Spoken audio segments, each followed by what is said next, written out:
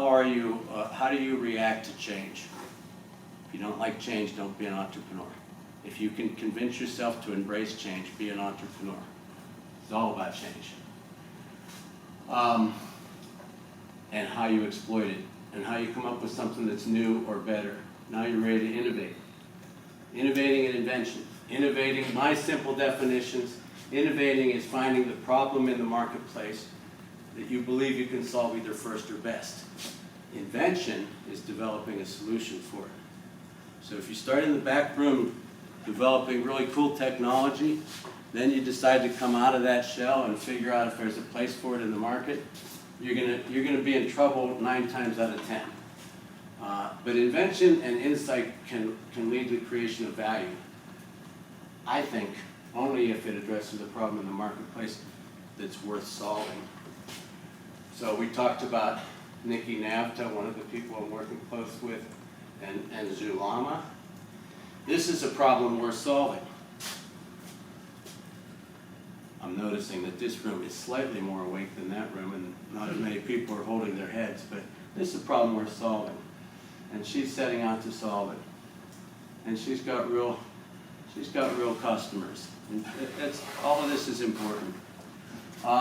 Let's talk ecosystems a minute, but I'm not going to get too deep in it because we've got Frank here who knows this way better than I do.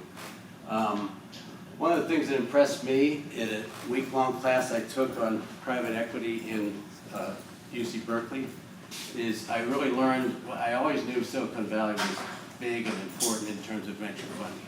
I didn't know how that compared to the rest of the world. In the US, for the last several years, the number of venture deals that come out of Silicon Valley, that little slice of geography, is almost 50% of what happens in the whole country. Clearly the biggest, from a venture capital standpoint, and from every standpoint, the most mature, the most developed, and the most effective entrepreneurial ecosystem exists there. And the second, at least from the standpoint of venture capital deals, the second biggest place in the world is where? Pittsburgh. No, that's third. Tied for third. Israel. Israel is huge. So it's just a few things. I'm just going to hit some high points so other people can talk here. This gives you an idea of what they have. These are all the different pieces to an entrepreneurial ecosystem. They have it in spades out there. We have a lot of this in Pittsburgh. Pittsburgh has, in the last 15, 20 years, really grown into a pretty effective ecosystem for our population and for where we are. Can you speak to some of the weaknesses of Pittsburgh's ecosystem? I could. Capital is one of them. I think we're lack of capital is one of them. I think we're doing things to rectify that. I think we've done a nice job of working with the universities, CMU and Pitt, and others. And I think we've done a nice job with certain seed funds to get the entrepreneurs started. I think innovation works. First time I met with Frank and worked with their group was probably 2002. And I think where they are today compared to there is just amazing. The things they're doing today are just amazing. So that's really good for the area. But that next stage of capital, some of the VCs that are here locally have been here for a long time. Look outside the region for investments, aren't as motivated as maybe they once were to kind of drive that thing. So I think there's a void and there's an opportunity for more capital to come in for that next stage, growth capital. And some are doing it, like Drive Capital out of Ohio. They visit Pittsburgh regularly. They see this as a great ecosystem to exploit for deal flow. So hopefully that answered your question without being too critical of anybody. Thank you. Okay, back to the entrepreneurs. You want to start a business? Here's my advice, and then I'll start to move off stage here. It's okay to dream and be dreamers, but you really, the message I made earlier about invention versus innovation and finding a solution for the marketplace that's either better or first. That's very critical. You know, you have to get your heads out of the clouds for that. But I'd encourage dreaming. I'd encourage coming up with really good ideas. I think the big idea competition does that and supports it. Once you have it, though, I think you have to plan. I think you have to plan. You certainly don't go out and decide you're going to raise capital and start talking to people, because you'll be unsuccessful and frustrated. This is an example I used earlier of cool technology, but you haven't examined the marketplace. You're a hammer looking for a nail. Rarely works out. Thinking is planning. And by this I mean you want to model out your thinking. You want to build assumptions into spreadsheets and into written words. When you write the words down, it becomes much clearer, it crystallizes better for you, and the narrative becomes a better one to deliver when you actually do the act of writing versus just talking. And then once you have all this, you have credible assumptions, you're comfortable, you've really done a lot of thinking and planning for your business and how it's going to commercialize. You've got great numbers, financial projections, you've got an executive summary, you're ready to talk to investors. Not really. You have to ask yourself what could possibly go wrong, and you have to do some serious sensitivity analysis. You have to come up with different versions of your plan. Any investor that you get interested in talking more is going to do this, and they're going to make up their own mind on what the sensitivity should be, so you might as well do it ahead of time. And this is what I call the Eeyore and Tigger. You know, entrepreneurs tend to be Tiggers. Get some people working with you that are Eeyores, find the right balance, and come up with a few different versions of your plan and your model. This is just ancient history, but 20 years ago when Greg and I were doing this together, you had to sweat over a 50 to 70 page business plan. That was a key element before you were ready to talk to or share materials with anybody that might invest in you. Today it's that's not quite as key, but too many entrepreneurs come up way too short by just building a PowerPoint and working on a dynamic delivery, and they think that's the end of the world. Then they run into, I'm going to roll ahead a little here because this just keeps giving the same lecture. Do planning, put some thought into it, come and be ready to answer questions. When you're going to talk to people about money, be ready to answer these questions, because Frank's going to be asking them, and he's tough. And if you haven't thought about them, you're not ready, period. How much capital do you need? That better be able to articulate that. We were talking about an entrepreneur before we started here that had interest expense in their financial forecast, but didn't have any sense of where it was coming from or how it fit into their overall capital plan. Better be able to discuss that. Better be able to turn it into uses of funds. You know, if I'm going to invest $1 million in you, what are you going to do with it, and what's it going to get me? What's it going to get the business? What will the value inflection be? When do you expect to raise more capital? I'm worried about my ROI. I'm worried about when I get out and how I get out. I'm worried about if you're going to go to a bigger investor for the next round in a year and completely dilute me. This is going to be a bad investment because I was too early. Lots of things to worry about. I put a label on it, the 3D perspective. This is really important. Dollars, deliverables, and dates. The three legs of the stool. Cut one off, the stool falls. So when you're talking to source of capital about how much money you need, you better be able to articulate how much and why, what you're going to use it for and deliver, and most importantly, because it's the one that's always forgotten by many entrepreneurs, is by when. If those things are all in sync, the right amount of dollars with the kind of deliverables that will give real value inflection to the business by a certain date in the future, and then you make it happen, you got a winner. The next time you're starting a business and you can show that you made that happen, it's a lot easier. You know. So this is the focus that's often missing, the 3D perspective. Because I like three-legged stools, there's also a focus as you march forward with your business if you do take that next round. Now the early money that came in and supported you is going to be upset if they're too diluted. The founders and the key talent that you brought into the business, they're going to be upset if they're not treated fairly and have a chance at a decent reward from some future exit. And the new money should care about all those things, but they really care about their own investment and their own return. So the founders have to manage that. I'm going to fast forward a little bit because I'm going too long. Here's some different places you can source capital from. Here's some local folks that we were talking about in place that you could seek capital from. Angel investors, there are some organized groups that meet right here, but there's organized groups all over the country. The ones in Western Pennsylvania are Blue Tree Allied Angels and Keiretsu Mid-Atlantic Forum. They stop by once a month for a meeting, and they cover Philadelphia, New York, I think DC and Pittsburgh. Lots of angel groups. I'm going to skip over this. I already talked about this. I told you, Greg, I made this too long.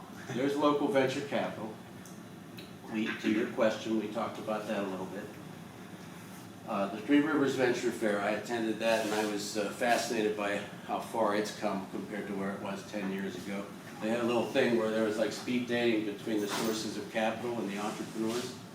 I thought that was really good, because it gave me, as a potential source of capital, a chance to meet about 30 different entrepreneurs and hear their business plan in 2 or 3 minutes with a little bit of questions. A lot of interesting, good ideas and good businesses there. And then, my advice back to them is after that breaks up, there's got to be ways for those two parties to get back together instead of just being shepherded into a room to listen to people give one another awards. So, really improved from what it used to be. But I think it can go the next step. I'm not going to talk too much about debt financing. I think with folks in this room, suffice to say, you can't start a business from scratch and go to a traditional bank and have them fund it. It's not going to happen. Traditional banks today want to see 3 years of cash flow positive and profits, and by the time you get to where you can benefit from traditional loans from traditional banks, you probably don't really need them. But there's lots of other ways to consider the debt side of things, getting involved with SBAs, and Silicon Valley Bank is a particularly interesting one to me, and there's a few people that follow that model. They'll come in after the equity round, or on top of the equity round. If they're convinced you've got a great business opportunity and that you brought the right amount of capital in to give it a great chance for success, they may come in on top. By that I mean they may come in with a piece of debt to further support the working capital or the needs of the business.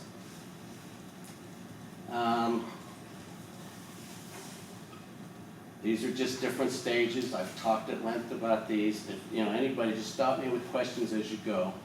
I think seed stage capital is pretty decently represented by angel groups and by groups like Innovation Works in Western Pennsylvania. I think when you start moving into growth capital stage, I think we've got to go outside the area, and that's what a lot of entrepreneurs find. So, there we go. I got to the end. Thank you. Put an hour and a half into I don't know, did I do a half hour? Any questions? The legal part's way more exciting than the finance and entrepreneur part, isn't it? No questions? Yeah. Can you talk a little bit more about different rounds of funding, like when you know another round, or how these entrepreneurs are planning things? That's kind of all built into the planning and the modeling, and what has changed over the years. And this is what, I got this full blast when I was in Berkeley, just right outside of the Silicon Valley. This is what's happening out there, and this is what's going across the rest of the world. The whole theory of failing fast. So that suggests in that early stage, small amounts of money, real clear milestones with real clear value inflections, and then go get it. That 3D thing that I was talking about, the date part of it, smaller amount of capital than what was being raised in the past, very specific targets that are tied to value inflection, and get it done by this date. And if not, fail fast. The phrase is fail fast. The second thing that's happened, so that has a lot to do with the size of the first round. And once you get, depending on where you are with that, if you need a second round, and you've proven all these things, and you're really positioned, ideally with customers, and they can see the business models viable. Now, what do you need the second round for? Is it the kind of business that can cash flow positive without it? You're gonna add a new product? Are you gonna just grow so rapidly that you'll need working capital? So the answer to the second question, once you get commercial viability, I think is more tied to what's next as uses of funds. And it ranges anywhere from small amounts to millions of dollars. So hopefully that helps. What do you think about crowdfunding sources like Kickstarter? I experienced my first crowd. I'm ignorant in this category, but I think it's fascinating. And yesterday I helped support this group, I guess, he sent me an email and I clicked through and I actually experienced crowdfunding and made a small donation so that we could have this room and this pizza tonight. Yeah. But I think it's an interesting idea, and I think it's really had a lot of great success for certain things. I'm just not, I just don't have enough direct There are experience. many flavors of crowdfunding. Yeah. And you shouldn't walk, you could very easily do something unknowingly that puts you in a category that you don't want to be in. And I'm sure our lawyers will tell you what those things are. With the SEC or, yeah. Yeah, beyond the securities things, I actually heard about bigger firms, VCs that refuse to invest in companies that use the crowdfunding platforms because they don't want to mess with with a bunch of small groups of people. They can restrict you on. And there's a lot of promises and a lot of expectations, but some people say, hey, slow down, let's see how it works for us. Yeah, and if for that, some of them you make that small investment and then you get something like a download of the first album for a musician or something. So, the accountants in that world have to be saying, wow, I better track and record these liabilities, and then, it starts to, it's just, we're kind of given the caution and the negatives of it, but that's probably, at least in my case, because of lack of knowledge, first-hand knowledge of successes. I think it's certainly appropriate for certain things. I have a friend of mine whose son is a budding musician and way outstripped his goal on a crowdfunding thing to bring something to market. Now this guy's doing pretty well now. In his late 20s, he's in Nashville, and he wrote the cover song for Dierks Bentley called Riser. He's from Bethel Park, and he wrote that song, and then that won Country Music Album of the Year. So whatever he did 5 years ago from sort of a crowdfunding thing to help get a couple of his albums into iTunes probably ended up being a step towards further success. So. Sometimes it just depends. Yeah. You know, go I ahead. just keep hearing really vague, horror stories about Kickstarter, but no one ever has any specific bad things that have happened. They're just like, oh, it's really dangerous, and so I was just Kickstarter is not so dangerous because Kickstarter is just a way to raise money and you sell products. It's not securities. That's rewards-based So that- crowdfunding as opposed to equity. Equity is a totally different story. Right. Okay. Yeah, so if I want to start a brewery and my fundraising is, give me $100, so I'll give you the T-shirt, $250, you'll get a case of the beer. Right. Yeah. Obviously, you've there's got no liability expectation. attached to it, but Yeah. you put it in a box in terms of what the obligation is, as opposed to, give me $100 and you own something of this company. Okay. And then you can start to see how it can really get Right. weird. And we were talking about the direct public offering, and we had an unfortunate experience with a guy who had this great idea to make wooden wagons for kids. The old, red wagon. And it was a great product, and we did a lot of work on the to do the IP work and everything else. And he came in one day, along with 20 other people, and they had pieces of paper from a notebook. And on each page said, "You're the proud owner of blank shares." Oh, wow. Wow. And suddenly I turned to the IP guy and he said, "Oh, this isn't good." Because they were all saying, "Well, you represent him." And you're saying, "Well, we've done work. He actually owes us a lot more money than he owes you." Where the people would pay because they want some preference when they put in money. But if you can go with it, go ahead, it's terrific. But the chances of getting common stock funding, unless it's really family, friends and family at the beginning, is very low. It's not attractive to investors. Now, this is the term preferred is really, really important that you understand before you go and ask money from investors, actually. The difference between preferred and common is that they have some preference. If a company gets money today from an investor and they ask for preferred, it means that if tomorrow the company gets liquidated or dissolved, the investor gets first their money back. It can be they can request 3 times their investment or 2 times their investment. And they also would require, beyond that preference in liquidation, they may also ask for dividend. And it's very common, it's not something out of the ordinary. So there's always a play between the liquidation preference, it's 1x, 1 time their investment, or 2 times their investment, and the dividend that they are entitled to. It can be usually 5%, 6%, I've seen 8%, but it's 5% something. So the benefit of it attracts investors. The downside, and this really, really, when people come to us, we look at the numbers. How much does it dilute them upon an exit? So you have to figure out, let's say, for example, you raise it in a valuation, let's say, of $2 million. What does it mean if tomorrow I'm selling the company for $3 million? What do the founders get out of it? I've seen transactions where only the preferred holders actually, we've seen a couple of them, that only the preferred holders get money. We're doing for a company right now that is raising money from a VC, a technology company, and they raised 40 million, an additional 20 million, all in preferred. So what happens to all the basic and the prior investors like Blue Tree or others? What is their status in this waterfall? And it's an issue. So that's the issue of liquidation, complexity. So it is complex, but it's pretty standardized. It's not that it's that complicated, but you really need to understand what it means.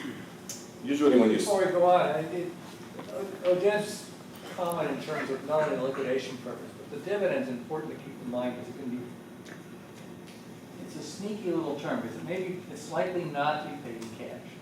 Because we're a startup venture, we don't have cash. So it may simply accrue. So if it's 6% and they loan you $1 million, it's $60,000. Yes? Can I ask a stupid question? So what, like, can you give me like an order of magnitude for how much, like, percentage equity investor might ask for? I mean, I realize it scales with the amount of money that they give, but, or like, if I go in and I say, you know, I don't know, let's say Blue Tree or someone, I don't know, if they say like, yeah, we want 7%. Let me tell you what is the order usually of how, and I should have said it before. Is it like 2%? Yeah, let's start. Like, So you have your former company, so you have the founders. Only the founders have 100%, and it's common stock, okay? You go to Innovation Works, and we'll talk about it. They will ask for, you'll ask for $200,000 of convertible debt. Typically, people come and they ask for convertible debt around $60,000. And we'll talk about it. It's not really shares, it's convertible. So, and then the company uses these funds. In a typical situation, it will come to a valuation, let's say, for $3 million or $2 million, something that you can support. Then you would go to investors. They would ask for preferred stock. Many times, for let's say that you raise $1 million, they would ask for. They can ask for 40% of the company, 30% of the company. So, you know, Bob talked about it because he had to go quickly because you could spend all day, all week, Right. you know, college semester on it. In terms of building your projection, so I've got a company. What's the revenue stream going to look like? What's my cost look like? You know, what's your earnings before interest and tax and depreciation will look like? Because that will start to drive the valuation. The thing that changes year to year, season to season, what's the appropriate multiple to attach to an EBITDA? What's the existing debt? But if you build out your projections, you can start then to say, my pre-money value for this company is X. And so if you say, and someone looks at your numbers and say, well, yeah, I ran a best case, a worst case, I tend to agree that your company pre-money's $5 million, you want to raise $1 million, so plus money it's $1 million, just divide the $1 million by the 6, and they should get 18%. Okay. On the other hand, if they say, no, you're only at 4, and I'll give you the 1, it's 20%. And if they then start to say, but I want a 6 or 7% dividend, and we all hope to be able to get out of this within 5 years, but if you don't, and Greg and I and Oded were involved in a company that's been around for 20 years. So you start thinking of a strip of preferred with a 7% coupon over 20 years. If they had invested 5 years, $5 million at the end of 10 years, that 5 million is now 10. At the end of 20, it's 20. And so it's a very, very insidious cost that can just eat away the value, especially if you've got kind of a period of time in which you struggle. I think he said an important thing when he said, understand the percentages on exit. So you could look at a cap table today, and after you're done with the round of funding, you can look and see where you stand as the founder. I own X percent. It's irrelevant. It's the control elements and the accruing dividend and the liquidation preference. So you really need to not just be satisfied with what your ownership is at the time you close a round. You need to be satisfied of what the result will be to your ownership in an exit waterfall. So you have to do that exercise. That's really important. Yeah, attorneys typically avoid numbers, but it's really, really important to look at the numbers, especially when you do with not only preferred stock, but convertible debt, because it looks like it's free money. It's not out of your equity, but when you see the dilution, it's really substantial after that. Thank you.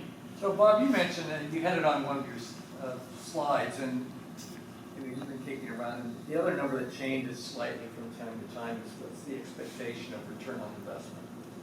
Because if you're an angel, or if you're an early stage guy in the process, you make a lot of investments. Why? Because a lot of them don't turn out. And so you need the ones that go well have to pay for the bait you lost and the one that didn't. And Big multiple. the number is? Yeah. Well, I mean, a lot of people. It changes. Early, a lot of people talk 1 in 10. Yeah. 1 in 10. You need the big home run. And so what would so when they start pricing a company, they're looking for a fairly substantial, it's not, I want a government bond with a 4% coupon. I mean, they're looking for 25 to 30% rates of return. And so you start looking at your projections, and that starts to dictate the percentages. And sometimes what we see is that, this is my baby, I drank the Kool-Aid, I'm up here in my best case. That's what I believe. The VC guy's coming in, he's going, yeah, that'd be great if you get it. The best is here, the base is here, and take a little bit of a haircut, it's down here. That's what I'll price my 25% on. Yeah, because it's all about risk, right? They're trying to figure out how they can make as much money as they can, and they think you're really risky because they saw people smarter than you last week and the week before that lost all their money. And so there's no sense of you're not going to do the same thing and lose all their money. Thank you. Okay. So the main obstacle actually, why don't you go straight to preferred, why you go even to convertible debt, is you need a valuation. So when a startup comes at your stage, for example, you come to an investor, you would say, yeah, I value myself as $5 million. It has no basis. You don't have any stream of revenues, you don't have any customers, you don't even have a product. So that's why people develop an instrument called convertible debt. There are different variations. There's in the Y incubator in California, they have something called, that's how they call it, but it's a combination of convertible debt, slightly different. But what's its benefit is that you, go ahead. When you say something like that, it's a little bit different. Are you saying that all these different types of investments differ state to state? No, not state to state. No, I said that Silicon Valley is a world by itself. That's what I said. There's the Y Combinator that provides certain instruments that are getting more and more accepted, but it hasn't really reached this area. We've heard about these instruments, but not really worked with them. There's a Baskin-Robbins effect in any given market. So realistically, What do you mean by that? well, there's a flavor of the day, Okay. and I have something new and to sell. I can distinguish myself from the other funders because this investment's different. this model, this is the way I can put money in your business. It's different from that guy. That guy's yesterday. He's only got preferred stock. I've got this kind of. For example, in today's market, convertible debt by sophisticated investors have a cap. Yeah. Which changes, that cap changes the whole dynamic of what convertible debt is without the cap. So you have to be very careful and understand those terms. Yeah, convertible debt without the cap puts off the exercise of coming to a conclusion on what the business is I still have worth. to go through convertible debt, so I know what you're even talking about. Okay, so convertible note is gonna, I don't wanna steal your thunder here, you got it on the slide. A certain amount of money I'll give to you, we're not gonna worry about what your value of your business is for now. Later on, somebody more sophisticated, when you're more advanced, when you've taken the company to the next level, is gonna come in with a price, probably preferred round, and my debt instrument will convert into that. And I won't have to pay $1 for $1. If I get a 20% discount, I'll only have to pay 80 cents. And all that time that you held my note in earned interest, that gave me even more purchasing power. So that's pretty good, except angel investors have been taught through all these angel groups that on the really big ones that are headed for a home run, you're not sharing properly in that value inflection that took place in the interim with the founders, with the common stock. So you get 20% or a little more off of what the next round's priced at, but if they did a really good job and they're headed somewhere, the founders accrue much more value than you do. You're limited on what you can accrue. So that's why they're coming out with this new kind of model that puts a floor on it that says, that might end up, the math might end up working out that instead of 20% discount, they might get an 80% discount because of where the floor is and where they've successfully taken the business to from a valuation standpoint. So that's where it's... Maybe I'll take you a step back, so. Sure. So the challenge that you guys have when you go to investors, you don't have a valuation, nobody believes your valuation, nobody trusts, they know that you have a great idea. So what is really fair, what portion of the company do you give to this people? So it's really easy to avoid this question, which is really, people negotiate for days, for months. Just say, let's bring convertible debt. And what it means like a loan, I give you a loan that has to be paid, let's say, in 2 years from now or 3 years from now. But if there are certain events in between, then it's converted to equity. It can be converted upon the next round of financing, that's one thing. It can be converted upon the sale of the company, for example. And the third option is people at maturity, sometimes people may require conversion at the fair market value of debt. So let's talk a little bit about the instrument of Innovation Works, which is really pretty standard, and we use it also for other investors. For example, URA uses the same form of Innovation Works, exactly the same, not only the same numbers, but the same languages. So what they say is that if there is a round of financing, let's say you raise $1 million, so they would convert their debt automatically or not automatically, usually we request that it will be automatically to the next round of financing security. And if it's being converted in the next year, it will be for 20% discount. If it's after 3 years, it's 30%.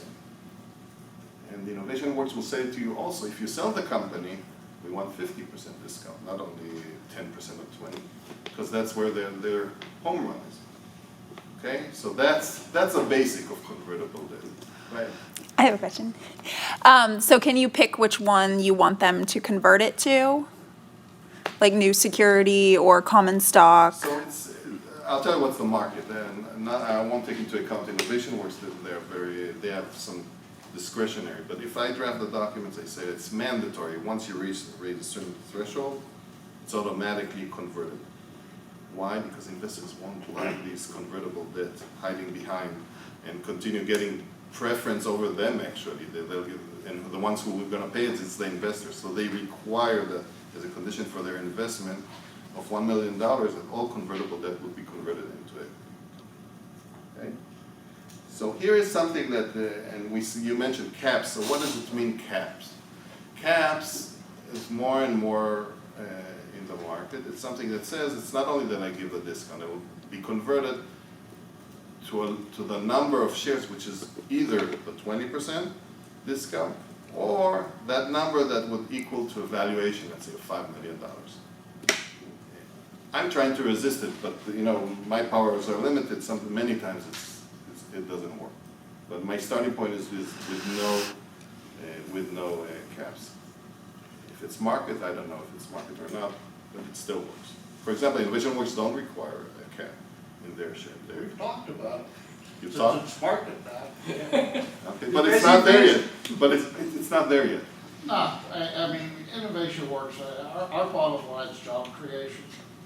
Yeah, So. but I worked with companies that didn't have this cap. Actually, I worked with. It's a new concept, relatively new concept. And Well, maybe I think this is not a bad point to kind of step back and maybe weave a couple of things that Bob had in the slides. When you're starting to develop your pitch and you're modeling, what am I all about? It's focus, focus, focus. So how do I avoid getting really screwed on terms, whether it's preferred or convertible debt? You want to try to create as much competition from funders as you possibly can. Because if I've got 3 people interested in the deal, they will bid for the work and they'll bid for the investment. But that creates a little bit of tension. Bob's notion is focus. Well, I've got Fund A over here, and they really kind of like education, and I'm sort of kind of there if I stretch a little bit. And this guy over here is not education, it's some kind of practical application. So there's a tendency in order to kind of bring in more funders, you kind of spread your message a little bit, and you lose your potency when you do that. And that's a very real mistake, because what you've got to do is stick to your knitting. The fact that you've got a fund that may be interested, but it's not quite on target for you, that's really just indicative it's not a very good match, because you're going to have to stretch and kind of fuzzy your message in order to kind of fit their model. And since they're not in your primary space, the help they can give you outside the funding may be limited. And it's important really to focus on the VCs. They're very good at what they do, and they can bring a lot of talent and bench strength to your team. Not that they're going to run your business, but they've got guys who know stuff, men and women who basically have experience in your markets and in your area, and they can help you a lot. okay. So it's really appealing, this thing, but you have to remember it's very, very diluted, and the ones who suffer from dilution is the founders. So my magic number is don't get over convertible debt more than $750,000. $500,000 is better, but $750,000 beyond that, when you play with the numbers, with all the discounts, when the investors come in, the dilution is terrible. So it's very convenient, but it's very diluted. So let's look at the benefits. Okay, so we said common avoids the valuation issue, and downside, the conversion price is unknown, meaning that actually you're the ones who are going to suffer at the end, the founders. And the bottom line is be aware of too much convertible debts. And when you do these terms, when you negotiate, I'm not going to enter into, we don't have time for that, but just make sure you understand what is the terminology, what are the terms that are going to be, how is the control of the company going to be with investors, who has the control, and how is the management going to be handled. A couple of just really. Right. I'm sure that Bob has seen this, because it's a little bit of a flaw in the system that, whether it's an investment document or a sale document, the way the world works is that the people at the table who know the least about your business, the least about the industry, and frankly tend to be somewhat number adverse are the lawyers. Who drafts the documents? The lawyers. So if you've got a document, it's a great example where there'll be maybe a ratio, maybe a formula built into the document. You need to focus on your numbers, and you need to focus on the verbal description of the formula. Because I can assure you, it's not uncommon for lawyers to flip numerators and denominators. And that can be a very bad result. Yeah, don't forget, it's your company, you know, I mean, we went through, when I sold my company, we went through the sales agreement, my wife and I, more times than the attorneys did. We found mistakes that the attorneys had been there for years in some of their documents. But at the end of the day, you're signing your name there, and you're either giving something away or getting something, and you better know exactly what you're getting or what you're giving away.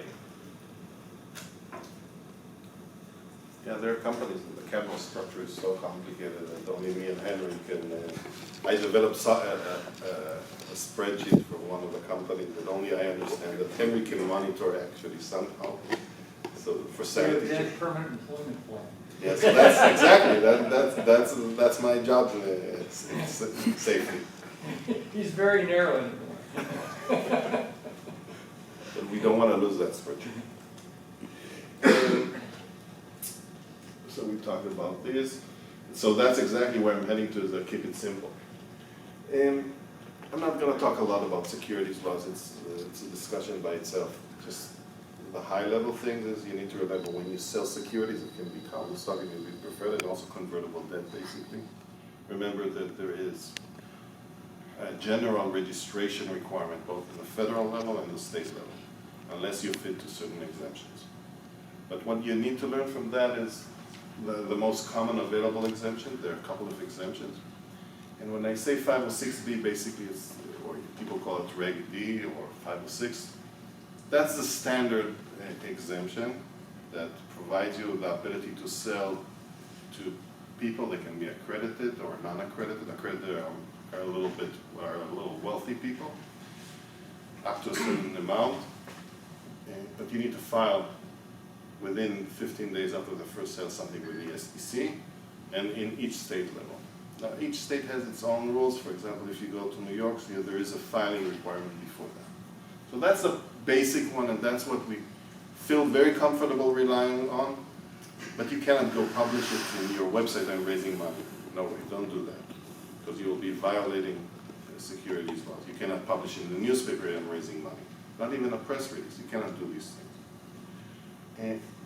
Now, there are a couple of new small things or new rules that have been published, and that's the 506C. People confuse it a little bit with crowdfunding. If you sell through certain platforms, you can publish, you can post it online actually that you're raising money, but it's a mini crowdfunding. It has to be only to specific accredited investors that go a certain process.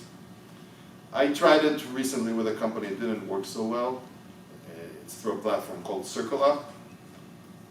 And that's what I mentioned, and there's a lot of uncertainty in what's happening in the state level for that.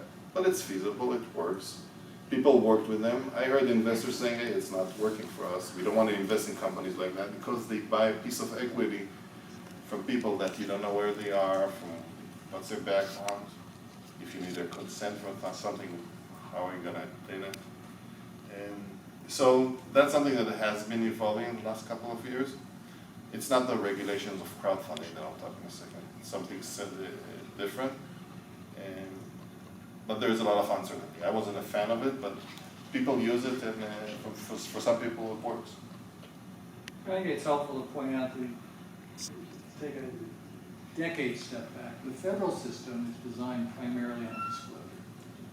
The notion is, if I give you adequate disclosure and you want to throw your money down a rat hole, that's okay. The state systems basically are much more in terms of investor protection. And so they have typically taken a little bit more of a paternalistic view, trying to protect state residents. And you see that varying from state to state, where certain things are hot button items in a state. So in New York, a lot of regulation on co-ops, the popular way to sell and move real estate. California, a lot more regulation on condominiums. If you go to the South, there's a lot more regulation on church laws. And it's really where did people and scam artists devise an investment to screw other people out of their money? And so there's a lot of coordination between the federal and state laws anymore, so it's a lot easier. But each state does have little filing requirements, little tricks of the trade. So you know, in Pennsylvania, certain investments require a 2-day withdrawal right. And if you fail to put in the 2-day withdrawal right, the 2-day withdrawal right accrues whenever you give them the notice that the 2-day withdrawal right is present, so it can be years later. So if you didn't give them the right, they can get out of the investment. So it's just, that's not the reason why you hire a lawyer to help do the process, but there are rules. The rules are not impossible to comply with, but it's just things you need to